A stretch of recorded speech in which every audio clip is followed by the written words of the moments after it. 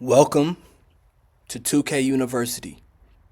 This series is for my 2K junkies that have the mental capacity to break down film and the desire to study the nuances of the game within the game.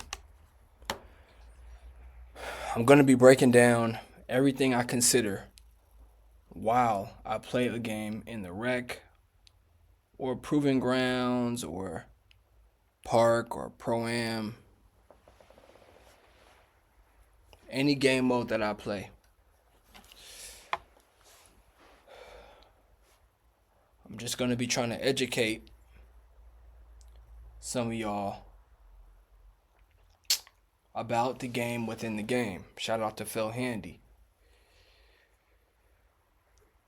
This is especially for people who did not grow up playing basketball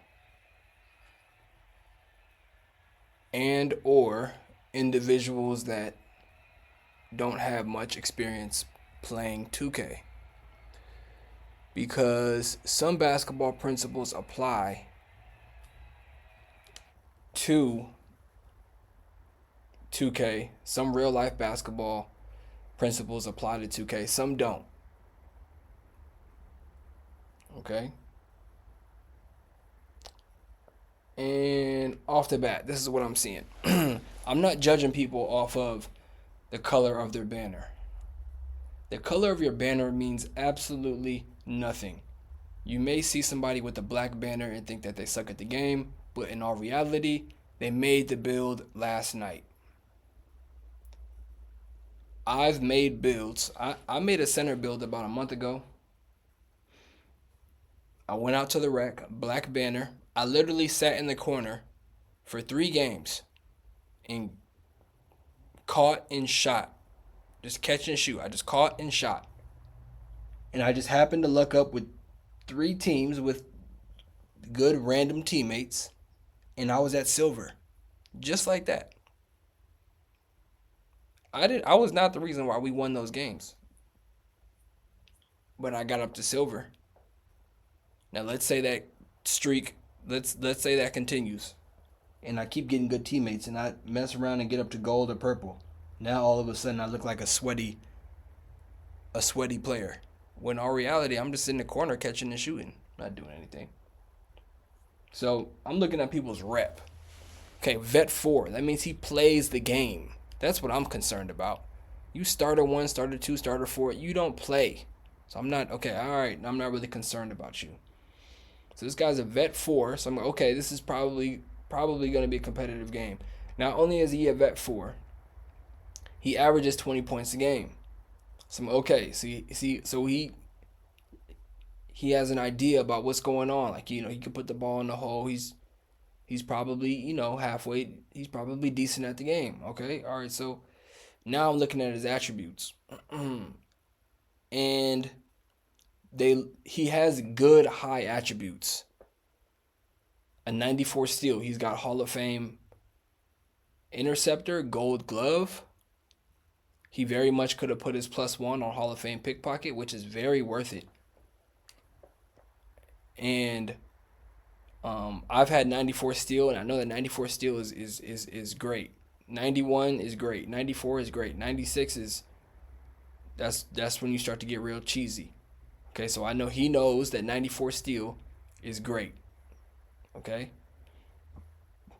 Mid-range shot 93. I think that gives him Hall of Fame set shot. So he might have budgeted on his 3-point shot. Because mid-range is cheaper. So he might have used that tactic when he was making the build. 93 driving dunk, another great attribute. Gold, he probably has gold posterizer, which is a great badge. 92 ball handle, he probably did that so he can have Steph Curry escape moves and Trae Young signature size up. This guy looks like he knows what he's doing when I'm looking at his build, okay?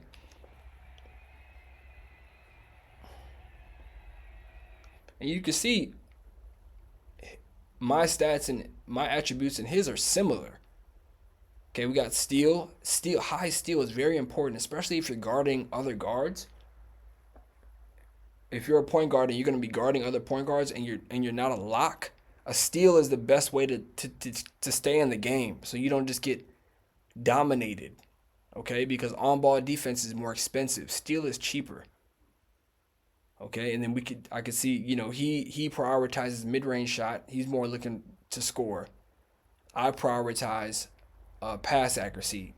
I'm trying to score too, but I appreciate being able to push the ball up the floor. I think that, because a lot of people don't get back on defense, and it's an easy point. I'm just waiting for one more cat breaker for this season 7 so I can push that pass accuracy to 95, get gold versatile visionary, and I got the drive and dunk high too. I know that 93 drive and dunk. I know that's cheese. Okay, so let's see.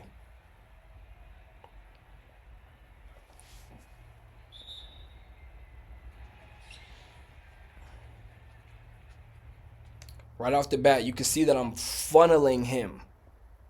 Okay, let's just watch this possession. I'm going to bring it back. Okay, right off the bat, you can see that I am funneling him.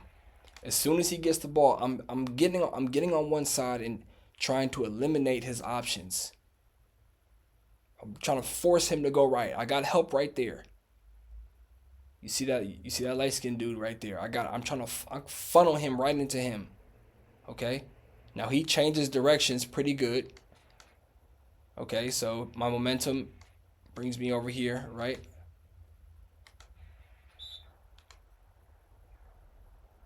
Let's put this back right here. Now it may look like that I'm out of position. I'm way down here, right? It may look like that I'm not guarding him, but best believe I'm just timing him. That's all. I'm kind of like I'm just kind of like baiting him. I'm just trying to time him. I'm trying to meet him at a certain point and I'm trying to just blitz. That's all I'm doing. I'm just timing, sitting back, waiting for him to make his move, and then once he does, I'm on square. Okay? So right here, he switched directions. So now I'm on this side. I'm baiting him over here. And he's boom. Now I fouled him, but I was looking for a different animation. I wasn't expecting to get that animation where he reaches with his right hand. I was trying to reach with the left. Sometimes you can get this left arm leaning animation, and you could just like reach across his body and just go straight for the ball. And I was hoping I got that animation, but I got the wrong one. I got a foul. Now a good guard is going to be thinking, okay, this guy just fouled early in the game. He's got a foul. His takeover has gone down. Teammate grade gone down. Right now, his player's momentum is moving in the wrong direction. So I believe that a good guard is going to have additional incentive to try to capitalize off this possession so I can get my opponent to start off the game with negative takeover. I want him, having a tough time to gain momentum. Okay? That's the way I would be thinking.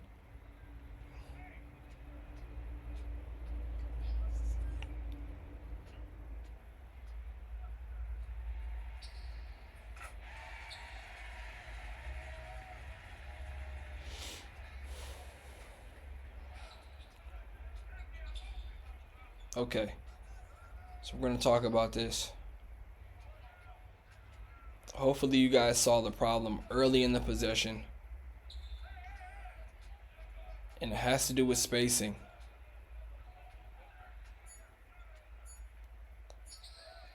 Okay, fortunately I was able to get a bucket out of it, but we're going to talk about this spacing, okay?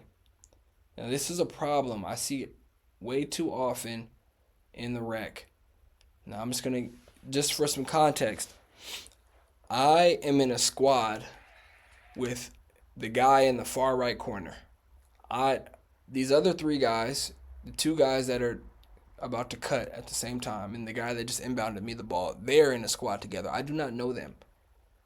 So when I see things like this on the first time we get the ball, the first play, it lets me know that I'm playing with people that don't know how to play the game. So I'm just automatically on some like cautious, beware kind of situation. Now, was this a good pass? No, but I know that playing with people like this, when they do stuff like this, they think they're open.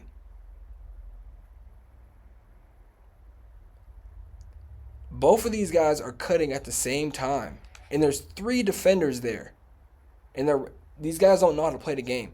And what's going to trip you out even more is that Square can shoot. Later on in this game, you're going to see that Square knows how to shoot. Okay, our center is a paint beast. Okay, all right, he has an excuse for he's going to be running to the paint every play all game. But Square can shoot. So why is he running right? And there's already three defenders here. So Square needs to run to the corner. That's what you guys need to do. Run to the corner and space the floor out. Okay, and at least give your paint beast the opportunity maybe to make a play. There's two defenders there, so he might have a tough time. Okay? But here's the thing. If the small forward runs to the corner, and let's say I give the ball to the center because he does have position. He is, beyond 77 and 15. There's a guy coming behind me that just inbounded the ball. Now we got if I were to give the ball to the center, maybe we would have two defenders on the center. We could pass the ball out to this guy trailing for an open three. It looks like this guy, he ended up coming out here, and I think that's a bot, actually. I think 77 is a bot. Okay, but small forward needs to run to the corner. I give the ball to people like this in situations like this because they think they're open, and if you don't give them the ball, they'll start complaining, and they'll just start selling. They'll just start selling the game. So I just give it to them and let them just kind of whatever, Now right after this, somebody else comes and runs straight to the paint. This guy is Zero. He doesn't know how to play the game either. He's cutting, right? But to where? As we can already see, the center is in the paint. He's running to the paint. And Zero is running right behind him. Like, we can't do this. There's nothing going to come from this. So they're just in the paint. Zero just running. You see Zero just running around, y'all. We gotta when we're navigating the court, we have to move with a purpose. Okay, Zero just can't be running around. It puts me in an awkward position. You see, I'm trying to find some space.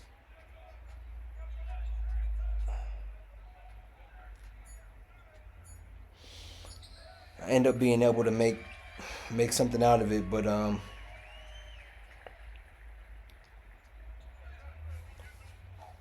spacing. Okay, that was the point of that possession. That's the learning lesson from that possession, spacing. Okay? I gambled here. That's questionable. When I don't know how skilled a player is, I'm gonna force them to show me that they can, force them to show me that I have to respect them. Otherwise, I'll just be kind of gambling and trying to get steals and make highlights and stuff.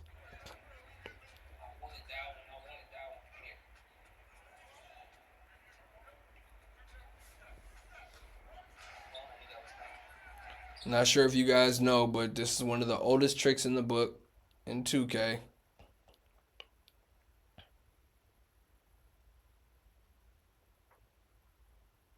So I see a couple things. When I'm just studying my matchup early on in the game. I gambled. He could have taken advantage of this. He has a 93 mid range. He decides to allow the defense to get back into position. He could have just ran to that short corner and just shot at mid-range. He could have just made 2 points out of that. Or maybe just ran to the corner 3, quick stopped and shot that, and saw if Zero was going to respect him or not. See how far he could drag Zero. Here's the thing. Yeah, he could see how far he could drag Zero over to that corner and maybe draw a double team. Maybe I chase him and Zero chases him to the corner. Now he's got a double team. He's got a trailer down here, 77 in the bottom right corner. You can maybe kick it to that guy for an open 3. The center isn't even guarding his man. So, he's got a couple options. But, he made the wrong decision to do a step back and allow the defense to get back into the play. So when I see things like that, I'm like, okay, he's not an elite scorer. It doesn't make me respect him at this point in the game. Okay? This is one of the oldest tricks in the book, running to the corner. Anytime I see somebody make that run, anytime y'all see somebody make this run right here, he just run into the corner like he's about to shoot the ball. I know this. Okay? I'm jumping. As soon as I see his feet plant, or as soon as I see his feet kind of gather for a jumper, I'm on triangle. I'm jumping. I know that's coming.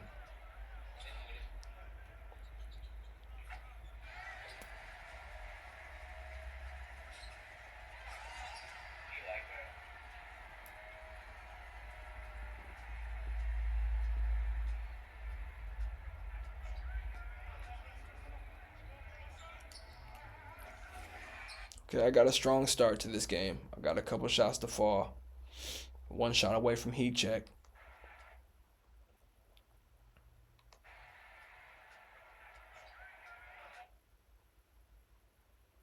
Some of my thought process behind dribbling. Okay, when I'm bringing this ball up the court, my first option is always I'm running up the sideline. My first option is always try to run up this sideline and try to just run straight to the rim and just hit you with this De'Aaron Fox crossover and just try to get to the rim. See if I can get to the rim. That's not available here.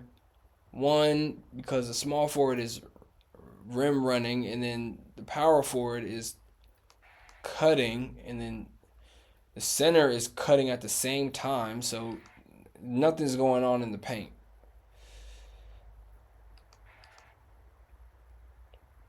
Now the small forward wants to come set me a screen. And once I see that nothing's going on in the paint, I'm just trying to change direction and keep this defender off balance. And try to keep him and try to force him to commit to something so that I could go the other way. Change direction. Okay, so I could keep keep driving down this middle lane right here until he stops me, but the paint is taken, so maybe mid-range. Now he wants to set me a screen. Both of them want to set me a screen now. So I got to kind of reset in my brain. I got to kind of like stop and reset. I don't know about you guys, but double screens are excessive. We space the floor. Okay, maybe one screen, but not from the small forward, especially the small forward. He's a shooter. He can shoot, and he's small. I don't want a screen from a guard because I could just get blitzed. See, these guys, they're just running around. They don't really know what they're doing. They're just kind of running around.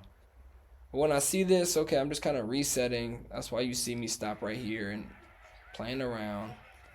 And this is a bot, so he didn't. 77 on the other team is a bot, so he didn't come help. It's an open 3. Okay, that's how that came about. Just kind of makeshift. These guys I'm playing with, the small forward, the center, and the power forward, they really don't know what they're doing. And the power forward, they really don't know what they're doing. They really don't. That was good help from the small forward right there, though. That was good help on the small forward. He eliminated that 3 from the guy I was guarding. Made him He made that guy make a pass. That was a good defense, good help. I could have I could have maybe switched. I could have maybe switched.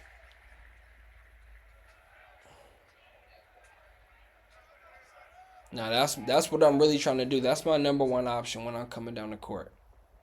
This is a bad shot by me.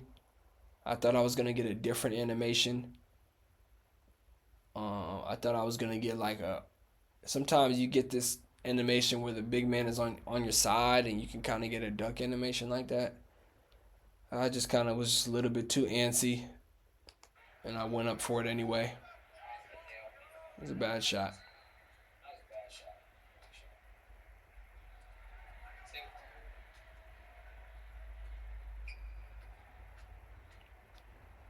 Okay, let me break this down for you. So this guy's got high dunk. The guy I'm guarding has high dunk, high mid range. So as soon as I get in this position right here, I'm trying to defend all of that. If I keep my hands up, go up on the right stick, I can defend that mid-range shot. If he tries to shoot a little fade away, I may be able to, depending on the angle, I may be able to get a good contest. Okay, but I'm definitely playing the rim right now. Because I know what he wants to do is do some little left stick fake and try to run back to the rim. So I'm backing up. I'm playing the rim. I'm playing the rim. Look, he tried to do it. I'm playing the rim, and then he tried to go fade away mid range right here. That's what he tried to do. I know that's what he's looking for. He's got high mid range, high dunk. I'm playing it. That's what he tried to do. I'm playing it though.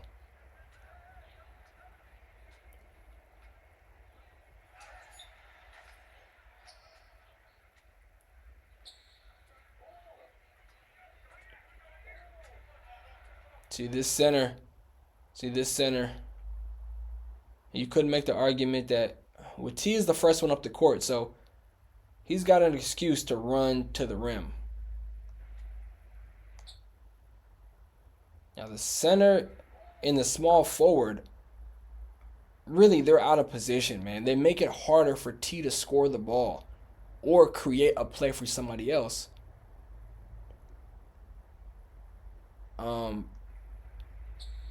Because all three of them are standing next to each other. So one or two people can kind of guard all three of them. What needs to happen, okay? If T runs up to the rim, the center, number 12, needs to get off R2 and maybe just roam a little bit. He can't shoot. That's another problem. You guys got big men that can't shoot. That's a problem. He needs to maybe get off R2 and maybe roam a little bit and run behind T as and give him an opportunity to make some kind of pass. The small forward needs to run to the right freaking corner and space out the freaking floor. He can shoot too. I don't know what this guy is doing. He doesn't know how to play. But they just clog things up. T does the right thing. That's the same thing I do. I just give him the ball because obviously they just give him the ball.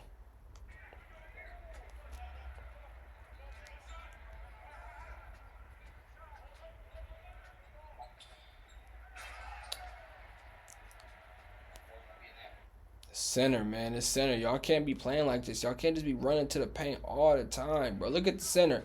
Is somebody already in the paint? He just running to the paint anyway. Y'all can't play like that, bro. That mess is bad, yo. That mess is bad, yo.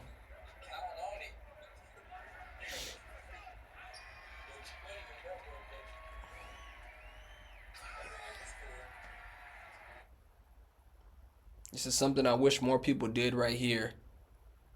Let me show y'all. This is something I wish more people did.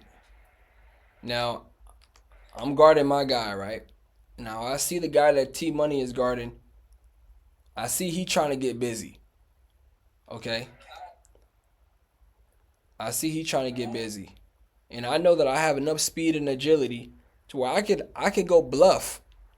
I can go bluff at this dude and go run back at my dude and kind of guard both of them at the same time. right? And that's what I'm gonna do. And I'm just gonna make it harder for them to score the ball. I wish more of y'all did that. Especially since the guy I'm guarding hasn't given me any reason to respect him.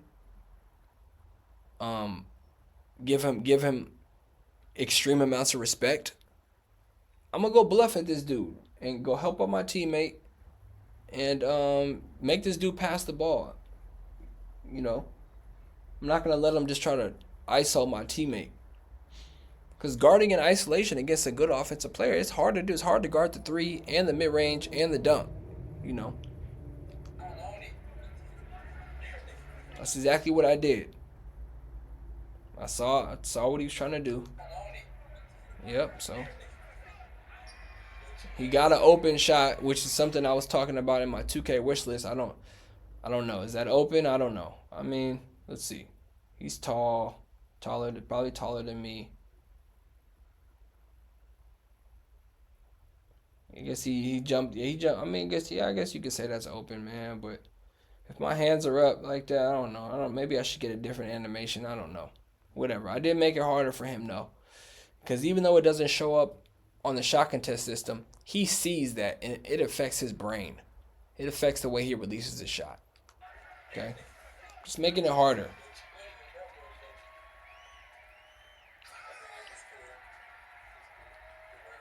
This is why I recommend putting things like rebound and pass accuracy on the build, because I got this board and I made a pinpoint pass out to T Money. I can hit him in stride. It results in points. A clean, fast break. Quick points off their mistake. I'm trying to funnel him. I'm trying to funnel.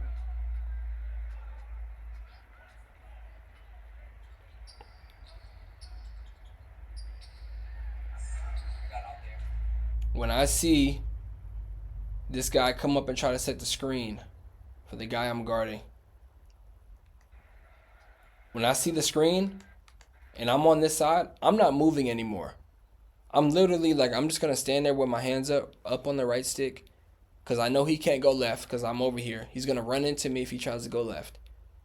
So the only way he can go is right. And I know from there, it's not my responsibility. It's my teammates, the center's responsibility to come help me out. Okay, and he's got a teammate on the right side that's out of position. That's number 9 on the other team, should really be in the corner, spacing things out. Okay, so he had a shot, he didn't take it. Trying to run to the rim, but his teammate, as you can see, is standing on the wing, which kind of puts my teammate, in his way, makes things harder for him. And he's got a bot that's running to the rim too. That's not going to help him out. Okay. This is why I tell you guys to put block on your build. If you don't have block, you're not going to get as good of a contest, as good of jump animations. I got high vertical, high block, so I got a good jump and block animation. It's a weak contest. And this is my fault. I should have boxed him out.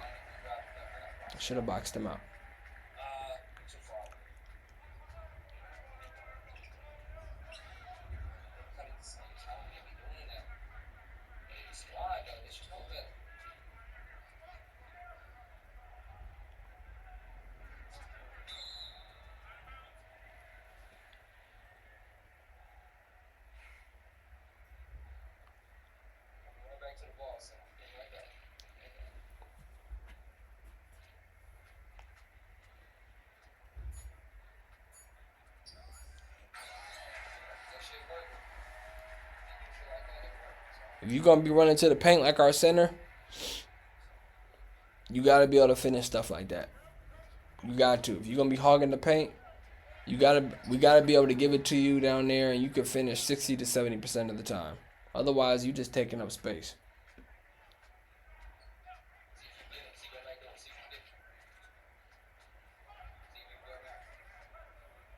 I'm trying to call some cuts. for T in that left corner. But as you can see, these other guys on the team, they just kind of, one person goes to the paint, the next person goes. One person goes to the paint, then somebody else goes to the paint. Then somebody else goes to the paint. They just running around. It makes it harder to establish an offense because you're forcing me, the ball handler, to shoot jump shots. I don't want to be forced by my own teammates to shoot jump shots. I want to shoot jump shots when I want to shoot jump shots, not because I gotta play offense and my teammates is playing defense on me. Bad recipe.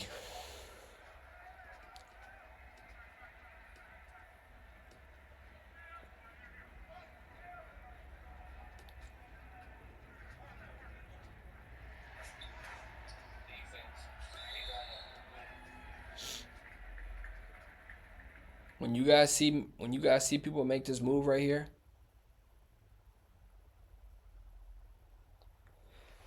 ooh, excuse me. This move right here. This jab, when you guys see people make that jab, you got to back up a little bit on your left stick. So when they try to explode out of that move, a lot of people, that's what they try to do. They try to jab. I use the same move. They try to jab and they just explode to the rim. You trying to get on that rim right now. You just back up a little bit on your left stick. Okay, I got kind of caught up on the wrong side. It's gonna happen sometimes. But you see, I was running to the rim though. I know he's trying to get on the rim. Okay.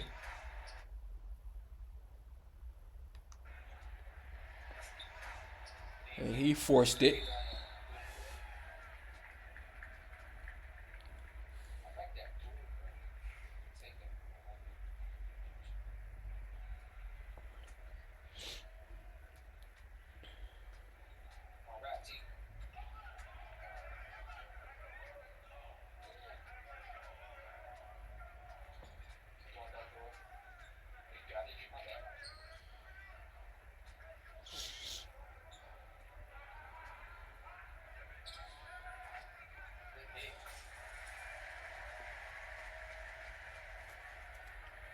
Good shot by T. Good shot.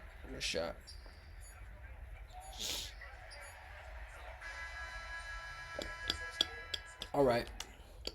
That's the first quarter of this game. I'm going to be back tomorrow breaking down some more film.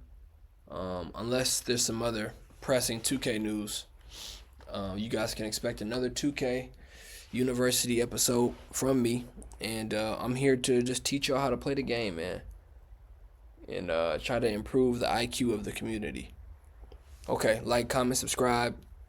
And I want to say thank you to the few people that are watching the videos. All right.